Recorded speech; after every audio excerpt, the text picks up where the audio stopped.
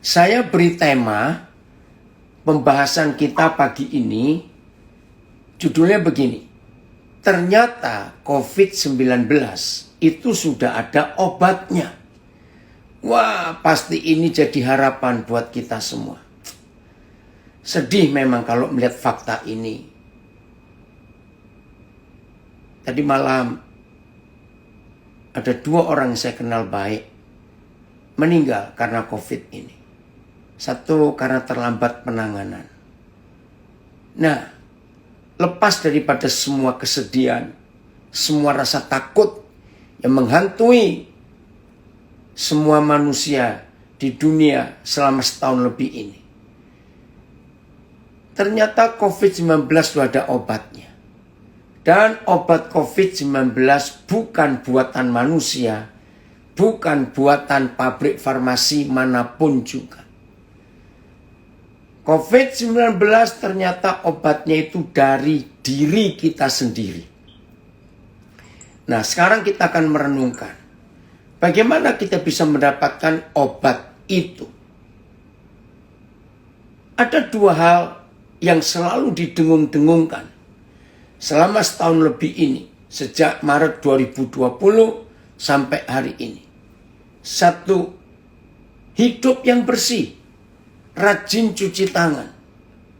Nah, saudara, ternyata dalam istilah hidup sehari-hari, virus ini tidak bisa ada di tempat yang bersih.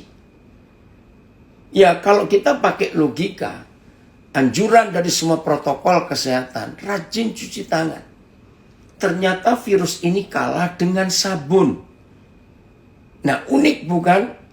Tapi jangan sampai kita minum sabun supaya bebas dari COVID. Bukan begitu.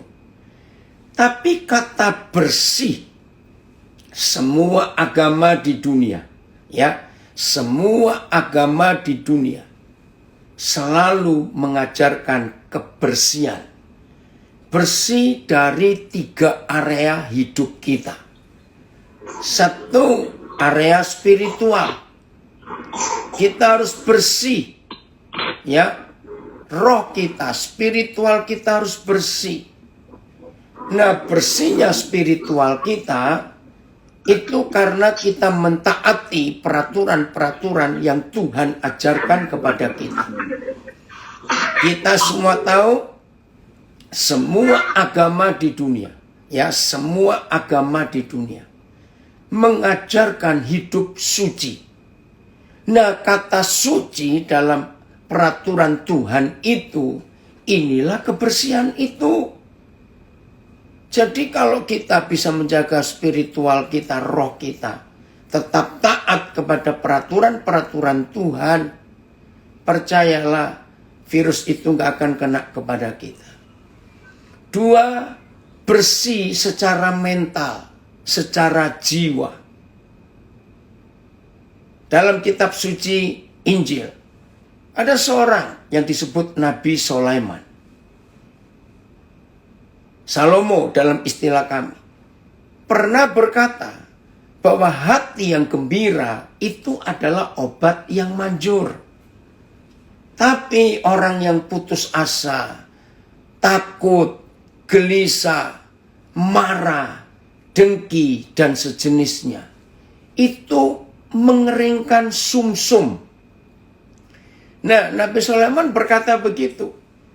Bayangkan kalau sumsum kita kering, berarti pabrik darah kita stop berproduksi. Nah, padahal darah itu adalah pusat kehidupan, nyawa. Darah itu adalah nyawa. Jadi nyawa itu ada di dalam darah. Nah, kalau kita melihat apa yang dikatakan oleh kitab suci ini, hati yang gembira adalah obat yang manjur. Maka itu hal kedua, selama pandemik ini merajalela di dunia, muncul kata imun. Hal pertama tadi, hidup bersih, rajin cuci tangan. Kalau tangan ini jangan pegang bagian wajah, mata, hidung, mulut, bahaya karena penuh bakteri. Nah, yang kedua ini adalah tentang imun. Nah, semua kita tahu, imun kita itu tidak bisa dibooster dengan obat apapun juga, dikuatkan dengan apapun juga. Imun tubuh kita ini gratis. Pencipta manusia yang memberikan imun, kekebalan tubuh. Maka itu dalam istilah selama setahun lebih ini selalu dihubungkan imun, iman. Imun, iman. Nah, iman ini bicara tentang hubungan kita dengan Tuhan. Nah, dunia kedokteran sudah menyatakan imun ini sangat tergantung dengan hormon endorfin yang keluar dari syaraf kita di pusat di kepala ini. Nah, hormon endorfin itu juga gratis. Itu semua disebabkan kalau manusia itu hidupnya gembira, berani menghadapi apa saja tanpa rasa takut. Ya, dengan segala jenis istilah itu, kebahagiaan, sukacita, tentram, damai sejahtera, maka hormon endorfin pribadi orang itu akan kuat. Nah, inilah obat yang luar biasa yang Tuhan sediakan. Lalu bagian ketiga dalam hidup kita adalah fisik. Maka itu perintah, prokes, protokol kesehatan. Tiap kali kita keluar, mau masuk ke rumah, pokoknya kita dari luar. Cepat, baju nggak boleh masukkan kotor, dicuci langsung mandi keramas. Fisik juga harus bersih. Nah, saudara-saudara yang dikasihi Tuhan, inilah obat untuk mengalahkan COVID. Ternyata sudah ada di dalam diri kita. Maka itu semua yang sedang terpapar, nasihat teman-teman, nasihat keluarga, tetap semangat ya, tetap semangat ya. Ayo bergairah dalam hidup. Maka itu selama COVID ini merajalela, video-video lucu, TikTok dan sebagainya, itu beredar berseliweran di sosial media kita. Bisa jadi hiburan. Tapi yang paling penting dari hati kita sendiri. Nah, sekarang bagaimana cara kita untuk tetap hidup ini bisa bersih secara spiritual, roh kita, secara mental kita, jiwa kita, dan secara fisik kita, tubuh kita. Ternyata nggak susah. Asal kita mau menuruti peraturan-peraturan yang Tuhan tetapkan atas kita. Saya mau tunjukkan satu firman yang disampaikan oleh Nabi Musa. Dan dunia kenal siapa Musa. Karena Musa tidak milik agama tertentu. Tapi Musa ini orang yang hebat. Penulis yang luar biasa. Dan tulisan-tulisan Musa, Nabi Musa ini masih dipercaya sampai hari ini. Nah, izinkan saya, jadi yang bukan Kristen, nggak apa-apa. Ya, kita sedang bertemu dengan satu pribadi, yaitu Tuhan, pencipta alam semesta, pencipta kita semua. Dan saya yakinkan virus ini bukan Tuhan yang buat. Bukan. Tuhan tidak sekejam itu. Virus ini karena setan yang membuat. Lewat kelompok-kelompok tertentu. Nah, suatu hari Nabi Musa menyatakan sebuah tulisan yang sangat luar biasa. Dan inilah obat yang paling manjur. Izinkan saya membaca dari kitab Keluaran, pasal yang ke-15, ayat yang ke-26. Ya. Hari itu dalam perjalanan dari Mesir, Musa memimpin Bani Israel. Begini Musa menulis atas nama Tuhan. Firman-Nya, jika kamu sungguh-sungguh mendengarkan suara Yahweh Tuhanmu. Satu, sungguh-sungguh mendengarkan firman. Satu, jika kita sungguh-sungguh mendengarkan firman Yahweh Tuhan kita, 2, melakukan apa yang benar di matanya. 3, memasang telinga kepada perintah-perintahnya. 4, tetap mengikuti segala ketetapannya. Nah, 4 hal inilah yang Tuhan minta kepada kita umat manusia ini untuk fokus kepada firman Tuhan. Masing-masing agama pasti punya kitab suci. Ayo kita ikuti peraturan yang Tuhan berikan kepada manusia dengan serius, dengan sungguh-sungguh. Apa dampaknya? Apa hasilnya? Kalau kita sudah melakukan 4 hal ini, maka aku tidak akan menimpakan kepadamu penyakit manapun.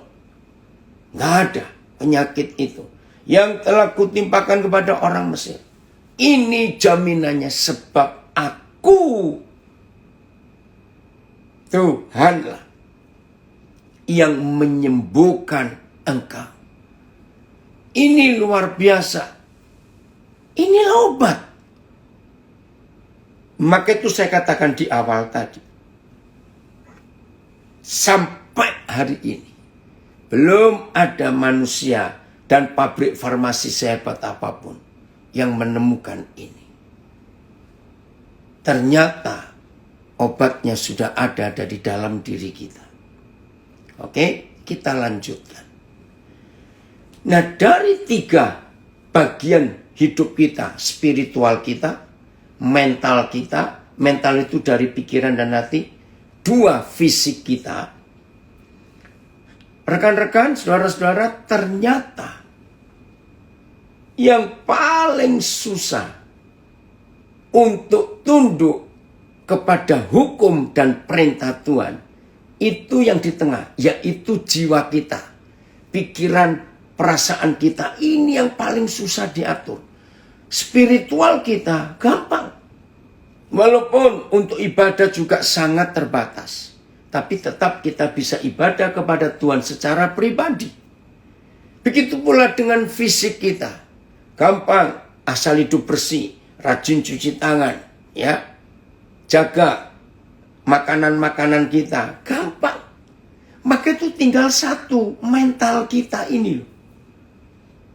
Ternyata mau sehat atau mau sakit, itu sangat ditentukan bagaimana sikap dan cara berpikir kita, bagaimana cara kita mengendalikan, memanage emosi kita, perasaan kita, hati kita.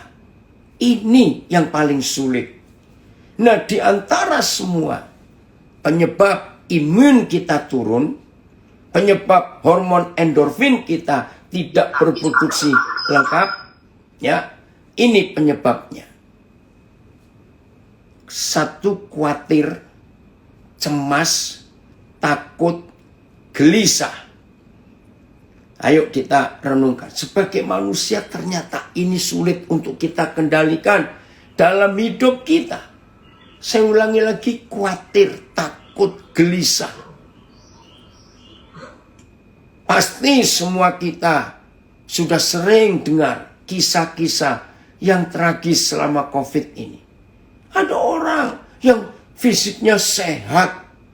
Aduh, secara makanan mereka jaga pola makannya. Secara kebersihan, aduh, orang ini luar biasa. Kenapa bisa meninggal? Nah, dalam semua kisah-kisah itu sederhana ternyata. Ketika kita nggak bisa memanage pikiran dan hati kita, kita nggak bisa menjadi manajer atas mental kita sendiri, maka datanglah suara-suara. Maka itu, sejak COVID ini merajalela, apalagi dalam seminggu terakhir, pernah dengar nggak pesan dari banyak orang? Matikan sosial mediamu. Jangan dengar banyak berita tentang COVID. Itu justru membuat orang makin stres. Betul tidak? Karena gelisah, takut, khawatir, itu datangnya karena berita yang kita dengar. Coba ya kalau kita mau jujur. Maka itu tolong rekan-rekan kita, keluarga kita yang terpapar, ingatkan mereka. Angka-angka yang sembuh, yang menang atas COVID ini jauh lebih banyak, maaf, daripada yang meninggal. Betul tidak? Angkanya itu, jauh sekali loh. Coba lihat data. Nah, seharusnya kita melihat yang positif ini. Berarti yang menang jauh lebih banyak, yang sembuh lebih banyak. Nah, maka itu mengapa kita melarang kerabat kita, rekan kita, keluarga kita, teman baik kita yang terpapar? Sudah, nggak usah kamu buka sosial media. Lebih baik cari berita yang lain. Dan itu betul. Nah, itu caranya kita memanage, ya, mengelola pikiran dan perasaan kita dari apa yang kita dengar, dari apa yang kita lihat. Kita harus menyaring. Jangan semua sampah-sampah, berita-berita apa yang hoax itu. Aduh, jahat sekali. Orang-orang itu menyebarkan berita-berita yang tidak bertanggung jawab. Nah, jadi kalau kita semua bisa memanage, menjadi pengelola, menjadi manajer emosi, ya, pikiran, perasaan kita, hidup ini pasti sehat. Maka itu saya katakan tadi, dari 3 bagian hidup kita, roh, ya, spiritual, jiwa, mental kita, dan fisik kita. Ternyata jiwa kita ini yang paling sulit dikendalikan. Tapi hari ini, dengan pelajaran ini, mari kita sepakat. Tidak jadi bodoh, tapi jadi pribadi yang teguh. Jadi pribadi yang kuat, yang kokoh di masa yang sulit ini. Nah, pelan-pelan. Khawatir. Saya percaya semua kita setuju. Mana sih ada orang hidup nggak pernah khawatir? Saya tolak pendapat itu.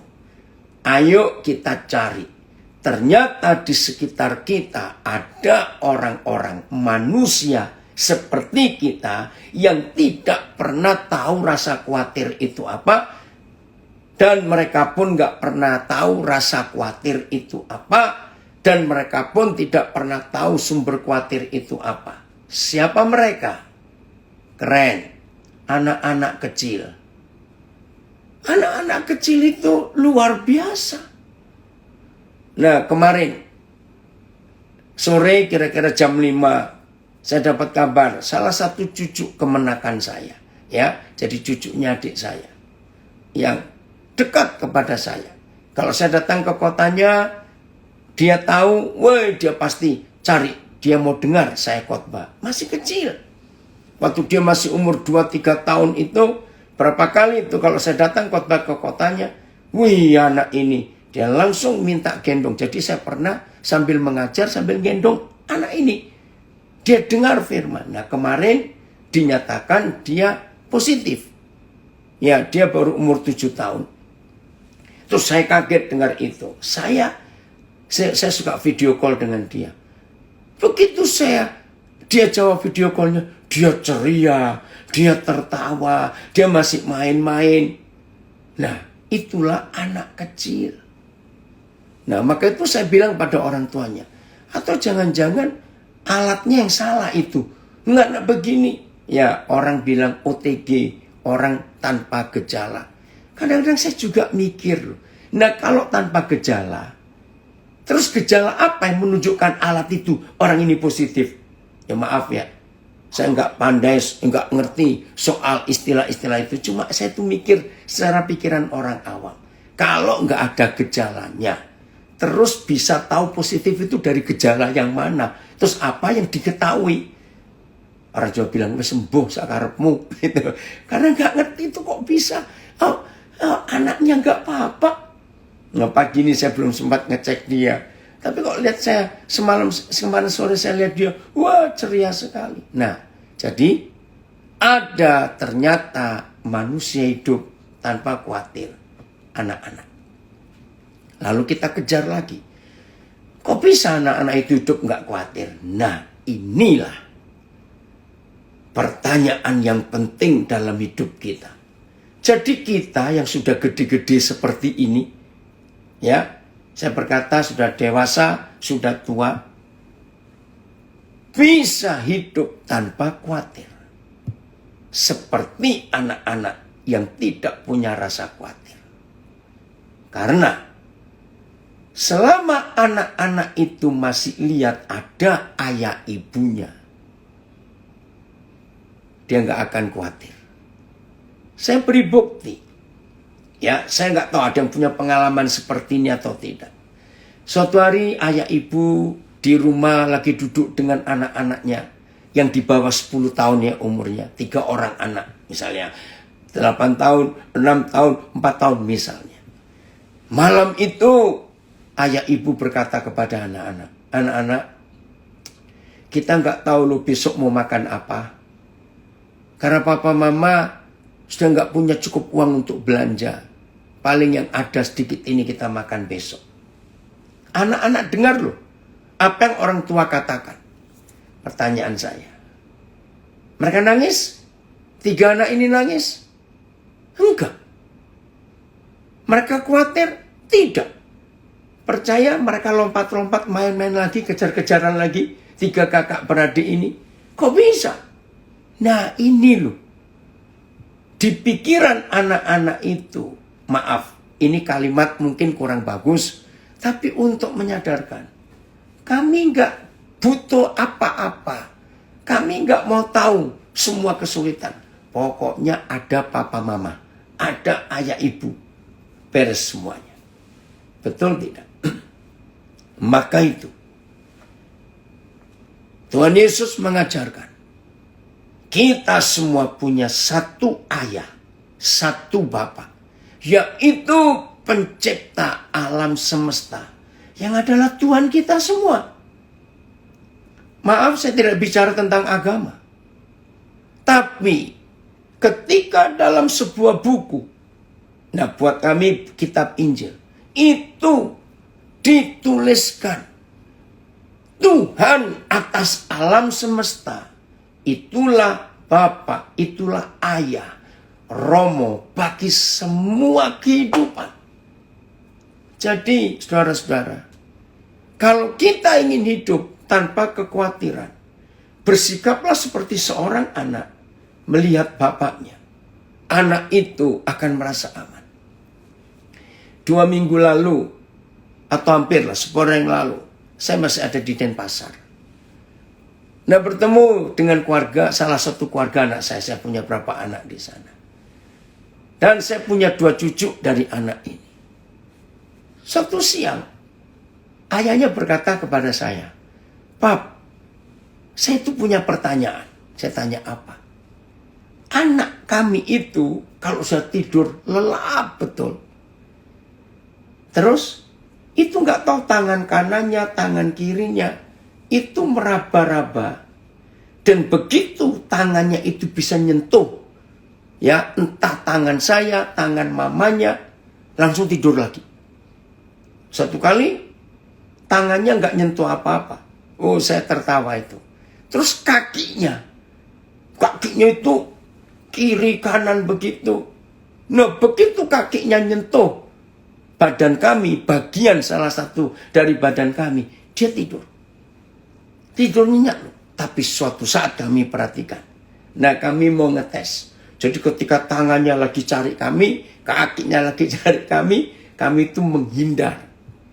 Begini jawabannya. Saya tahu memang. Tahu nggak Pak? Sudah tidur nyenyak. Begitu tangan kakinya nggak nyentuh badan kami, dia bisa bangun langsung. Begitu dia bangun, melek. Terus lihat ada papanya, tidur lagi. Saya jawab, seperti itulah pencipta kita yang kita panggil Bapa, Ayah, Romo. Selama kita masih bisa melihat Tuhan itu ada dengan kita, selama kita masih tahu kehadirannya, dalam istilah agama hadiratnya, kehadirannya itu ada dalam hidup kita, jadilah seperti anak-anak untuk tidak khawatir. Di dalam psikologis ini juga bisa dibuktikan. Ya, cari buku psikologis karangan siapa saja, ada pendapat yang sama. Seorang pasien, entah sakit apa saja, datang ke ruang praktek dokter yang dikenal. Ya, datang ke ruang praktek dokter yang dikenal. Kenal betul loh. Sudah bertahun-tahun ini dokter keluarga. Maka dalam psikologis dikatakan begini. Begitu pasien itu melihat dokter. Baru melihat. Dokter belum ngapa-ngapain. Pasiennya pun belum cerita apa-apa. Dalam ilmu jiwa dikatakan, maka pasien ini sudah sembuh sekian puluh persen. Kurang lebih antara 60-an% sudah sembuh hanya karena bertemu dengan dokter yang dia kenal. Wah, waktu saya membaca tulisan itu, hebat juga ya manusia itu. Nah, maka untuk kita punya imun yang kuat, punya iman yang kuat, ayo kita kenali siapa Tuhan kita. Pencipta alam semesta yang rahmani dan rahimi. Dalam kitab suci Injil pun pakai kata itu. Sama, Tuhan itu yang rahmani dan rahimi. Yang penuh kasih. Maka itu ayo. Di masa yang begitu menakutkan ini,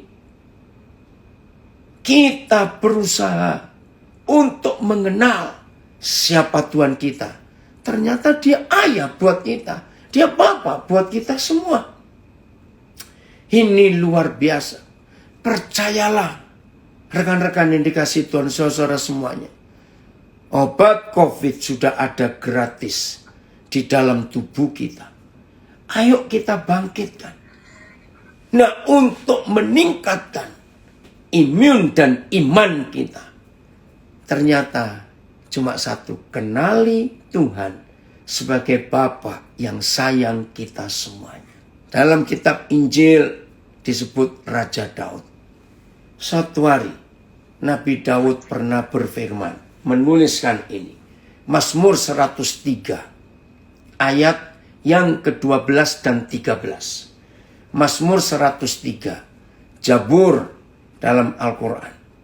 Bahkan Nabi juga memerintahkan bahwa semua kita harus membaca kitab Jabur, Taurat, dan Injil. Nah, ini yang tertulis dalam kitab Jabur atau Mazmur 103 ayat 12 dan 13. Kiranya ini menolong kita, memotivasi kita untuk kita menemukan Tuhan yang adalah pencipta alam semesta, tapi juga ayah buat kita semua, Bapa. Maaf, kalau ada di antara rekan-rekan dari 31 cabang Solarindo ini, maaf, ada yang anak yatim, gak punya papa. Hari ini jangan putus asa.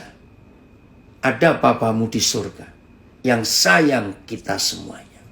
Begini, sejauh timur dari barat, demikian dijauhkannya daripada kita pelanggaran kita. Ya, terjemahan yang lain, sejauh timur dari barat, sejauh itu dibuangnya dosa-dosa kita. Saya uraikan dulu. Ini obat yang mujarab tentang COVID. Yaitu kalau dosa-dosa kita. Nah, dosa itu istilah di dalam agama. Kalau istilah fisik disebut kenajisan, kotor. Nah, ternyata Bapa di surga itu bisa membersihkan kekotoran hidup kita, dosa-dosa kenajisan kita. Dan ini yang luar biasa, dibuang sejauh timur dari barat. Ayo kita renungkan sebentar sebelum ayat 13-nya. Saudara-saudara, rekan-rekan dikasihi Tuhan. Mengapa Tuhan tidak berfirman, dibuangnya dosa-dosa kita dari utara ke selatan? Maaf. Kenapa? Sejauh timur dari barat. Wih, ini luar biasa. Ayo kita ingat kembali pelajaran geografi waktu kita masih sekolah dasar SMP. Bumi kan bulat. Kalau dibuang dari utara ke selatan, ada kutub utara, ada kutub selatan. Nah, kalau Tuhan membuang dosa kita dari utara dibuang ke selatan, orang masih bisa kejar, ada titik selatan.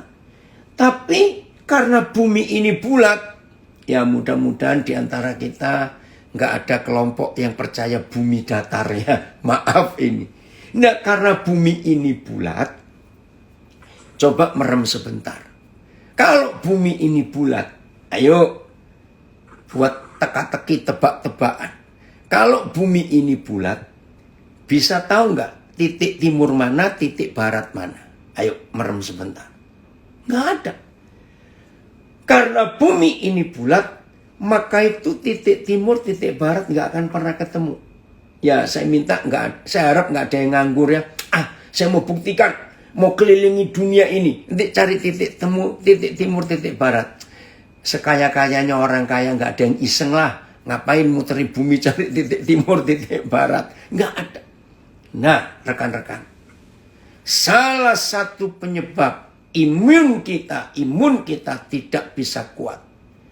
Karena ada tuduhan-tuduhan di dalam hidup ini tentang dosa-dosa masa lalu.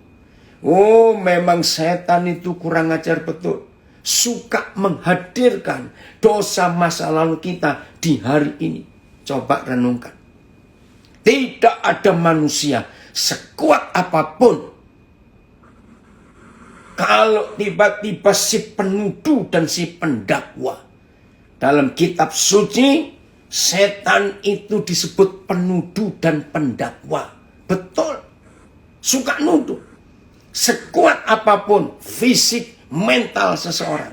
Tapi kalau si penuduh dan si pendakwa datang mengingatkan dosa-dosa masa lalu, langsung merosot imun itu. Karena tertekan dan tertuduh.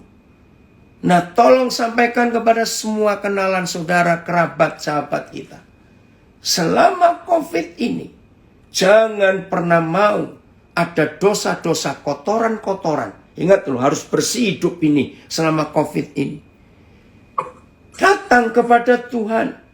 Datanglah kepada Tuhan yang Maha Kasih, Rahmani dan Rahimi.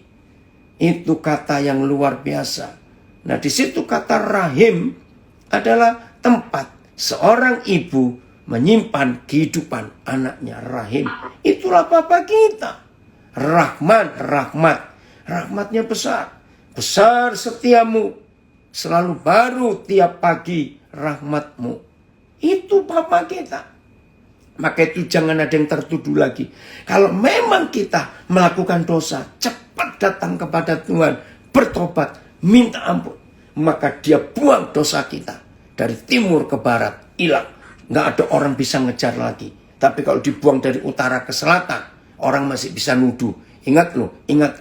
Maka itu rekan-rekan, siapa yang masih dikejar-kejar rasa salah, rasa dosa, dalam bahasa Inggris guilty feeling, datang kepada Bapa yang rahmani dan rahimi itu. Yang penuh dengan belas kasihan. Ayo. Itu luar biasa. Ayat 13. Nah, ini Bapa. Terima kasih. Inilah firman, inilah tulisan dari Nabi Daud.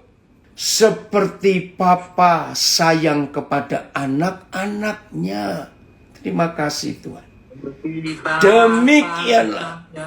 Demikianlah Tuhan sayang kepada orang-orang yang takut akan Dia. Seperti seorang ayah menyayangi anak-anaknya, demikian juga Tuhan menyayangi orang-orang yang takut akan Dia. Seperti seorang bapa menaruh belas kasihan akan anak-anaknya, Demikian Tuhan menaruh belas kasihan akan segala orang yang takut akan Dia. Seperti seorang bapak mengasihi anak-anaknya, begitulah Tuhan mengasihi orang yang takwa. Tidak ada obat COVID yang bisa ditemukan dan dibuat oleh manusia. Ternyata obat COVID itu sudah ada di dalam diri kita. Karena kita disayangi, dikasihi oleh seorang ayah, seorang bapak. Dan Dia bapak bagi semua umat manusia di dunia. Yang kasihnya, rahmatnya tak berkesudahan. Lagi sekali, demi nama Tuhan yang maha pengasih dan maha penyayang. Itulah bapak kita semua. Jadilah seperti anak-anak. Tiap kali melihat ada bapaknya hadir. Waktu tidur kita meraba dengan tangan kaki kita. Oh, bapakku masih di sini. Tidurlah dengan nyenyak. Maka imun kita, iman kita akan tetap kuat. Setiap hari kita melakukan itu. Jadi rekan-rekan yang dikasihi Tuhan. Begitu hebat kasih sayangnya kepada manusia berdosa ini. Satu kali saya punya, maka itu kalau ada yang masih tertuduh dengar ya. Satu kali saya punya kisah yang sangat luar biasa. Aduh, tiap kali saya ingat kisah itu, saya nggak akan berhenti menangis. Satu hari saya berkunjung ke rumah teman yang baru melahirkan anak pertama. Tapi saya terlambat. Jadi anak ini sudah umur hampir 8 bulan. Saya baru sempat. Saya datang bertiga. Nah, waktu kami datang ternyata anak itu masih tidur. Ya udah saya bilang gak usah diganggu, biar saja. Lalu kami berlima dengan ayah ibunya ngomong-ngomong di ruang tamu. Wah, cerita macam-macam. Tiba-tiba ibunya itu, loh kan kaget. Kok gak ada suara ya? Terus dia lihat jam. Seharusnya dia sudah bangun 30 menit yang lalu. Waduh, saudara. Ketika dengar itu, saya juga bingung. Nah, saya lihat reaksi suaminya. Diam saja, ya udah. Jadi tinggal kami berempat. Karena si mama masuk ke kamar anak itu untuk ngecek. Kami masih santai ngomong-ngomong. Bayangkan. Dari kamar itu, ibu ini berteriak, aduh, siapa nggak kaget? Tanpa dikomando, kami berempat lompat dari ruang tamu, masuk ke kamar itu. Hah? Saya belum pernah lihat pemandangan, aduh, sekotor itu, maaf ya saya cerita. Saudara tahu, ternyata anak ini iseng. Dia itu sudah bangun dari tadi. Pemandangan apa yang kami lihat? Maaf ini. Dia main kotorannya sendiri, maaf. Nggak tahu bagaimana, mungkin dia rasa gatal, pampersnya sudah penuh. Dia bisa buka pampers itu. Namanya anak kecil, umur hampir 8 bulan, maaf ya saudara. Saya belum pernah ngelihat ada bayi dari ujung kepala sampai kaki, maaf. Penuh dengan kotorannya sendiri. Dan dia senyum-senyum. Dalam hati saya itu mikir, jangan-jangan ada yang sudah kemakan ini, maaf ini. Tapi saya nggak pernah tanya papa mamanya. Habis sudah penuh. Saudara, ini yang saya temukan. Saya menangis. Mereka punya babysitter. Coba bayangkan, renung sebentar. Bayi penuh dengan kotoran dari ujung kepala sampai kaki, bahkan tempat tidurnya. Ya sudah. Nggak tahu kebetulan dia kok beolnya banyak betul hari itu. Ayo kira-kira kalau kita jadi mamanya, bawa bayi itu kayak induk kucing gendong anaknya digigit tengkuknya. Ayo kira-kira bagaimana kalau kita melihat anak seperti itu. Terus dimasukkan bak mandi, terus kocorok-kocorok begitu. Ayo, begitu atau tidak? Ini mamanya loh, mamanya. Enggak, saudara. Dia juga tidak minta kepada babysitternya. Itu yang buat saya wow. Woi, sayang, waktu itu saya nggak bawa handphone. Coba nggak saya bisa foto. suatu adegan yang mungkin seumur hidup saya nggak akan pernah terjadi lagi. Saudara catat. Si ibu gendong dan peluk anak itu.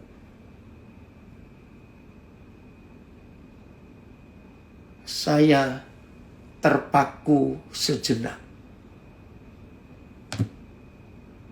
Sekotor apa kita, senajis apa kita, yang maha kasih dan maha pengampun tidak akan buang kita. Walaupun dari ujung kepala kita sampai telapak kaki kita penuh kotoran dan kenajisan, asal kita bertobat. Itulah Bapak yang sayang anak-anaknya. Dia gendong kita. Lalu kami kembali ke ruang tamu. Lalu saya berbagi. Begitulah kasih Tuhan kepada kita. Maka itu obat imun adalah hati yang gembira. Percaya, ada Tuhan yang luar biasa.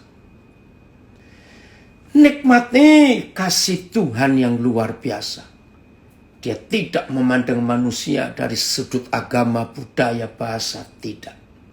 Dia Tuhan yang sayang kita semua. Jadi saya ulangi lagi rekan-rekan. Ada 3 bagian dalam hidup kita yang kita harus jaga kebersihannya. Saya ulangi, ada 3 bagian dari hidup kita yang kita harus jaga kebersihannya. Yaitu supaya kita tetap hidup kudus dan benar di mata Tuhan. Karena Tuhan ingin kita bersih. Roh kita, spiritual kita terus cari Tuhan. 2, mental kita ini yang paling penting. Buang semua gelisah, takut, gentar, khawatir, was-was. Buang semuanya. Supaya kita betul-betul bersih. Jaga pola makan, jaga istirahat yang cukup. Kalau semua itu kita lakukan, virus apapun akan menjauh dari hidup kita. Maka yang paling penting adalah mental kita ini, jiwa kita ini, pikiran kita ini, ya, itu yang paling penting kita jaga dalam kehidupan kita, supaya kita tetap sehat dalam hidup ini. Kalau kita tetap sehat, maka hidup ini luar biasa. Kita bisa berguna buat banyak orang yang lain. Kita bisa saling cerita, kita bisa saling menghibur, kita bisa saling menguatkan untuk semua hidup ini. Nah, terus bagian terakhir, jangan punya musuh. Berdamailah dengan semua orang. Saya ulangi, jangan punya musuh. Ampuni. Kalau Tuhan mengampuni kita, maka Tuhan pun minta ampuni orang yang bersalah kepada kita. Saya ulangi, ampuni. Rekan-rekan, punya musuh itu beban paling berat. Saya ulangi, punya musuh itu beban yang paling berat. Saya yakinkan ya, kalau ada orang kuat bisa mengangkat 100 kilo berjam-jam. Nggak mungkin lah berhari-hari orang mikul beban 100 kilo.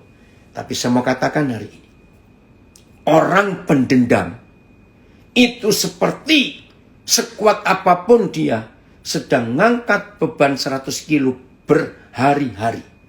Artinya selama orang itu tidak berdamai dan mengampuni musuhnya, maka selama dia hidup, dia sedang pikul 100 kilo itu. Itu beban pendendam. Saya ulangi, itu beban pendendam. Nah, kalau kita tidak berdamai dengan semua orang, ingat, imun kita langsung drop. Karena hormon endorfin tidak akan keluar. Ya, hormon endorfin nggak akan muncul.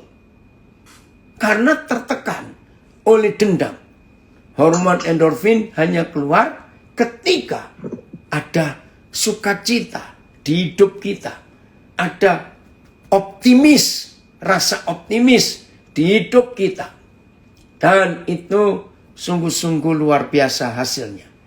Jadi berdamailah dengan siapa saja. Ampuni, nggak rugi kok. Mengampuni itu tidak rugi.